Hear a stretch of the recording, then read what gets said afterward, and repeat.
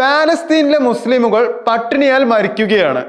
കാരണം ഇസ്രായേലുകൾ അവർക്ക് വരേണ്ട ഭക്ഷണം എല്ലാം തടഞ്ഞു വെച്ചിരിക്കുന്നു. ഇത് ശരിക്കും പറഞ്ഞ ഒരു ഓർഗനൈസ്ഡ് ക്രൈം തന്നെയാണ്. ഇത് മുസ്ലിം ജനതയോട് മാത്രമേ ചെയ്യുള്ളൂ.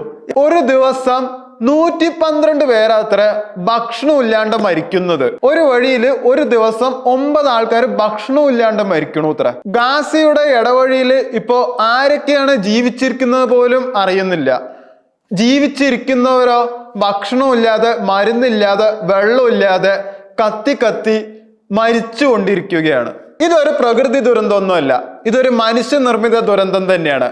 ഇത് സൃഷ്ടിച്ചത് ഇസ്രായേലുകാരാണെന്നുള്ളത് എല്ലാവർക്കും അറിയാം. ഒന്നും രണ്ടും അല്ല, 6000 ട്രക്കുകളാണ് ഇസ്രായേലിനും ജോർദാനിനും ഗാസയിലേക്ക് ഭക്ഷണം അയച്ചിരിക്കുന്നത്. പക്ഷെ ഇസ്രായേലുകാര് ഗാസയിലെ മുസ്ലിംസിന്റെ അടുത്ത് ഈ ഭക്ഷണം എത്തരുത് പറഞ്ഞിട്ട് മുസ്ലിംസിന് മാത്രം എത്തിക്കാതെ ബാക്കിയുള്ള മതക്കാർക്ക് എത്തിക്കാൻ പരമാവധി ശ്രമിക്കുന്നുണ്ട് എന്നാണ് ഇപ്പോ പറഞ്ഞു കേൾക്കുന്നത്. അപ്പൊ ശരിക്കും പറഞ്ഞാൽ പാലസ്തീൻ അല്ല പ്രശ്നം, മുസ്ലിം എന്ന ജാതിയാണ് അവിടെ പ്രശ്നമായിട്ട് വരുന്നത്. പാലസ്തീനിൽ ബാക്കിയുള്ളവരൊക്കെ സുഖമായിട്ട് ജീവിക്കുന്നു എന്നല്ല പറഞ്ഞത്.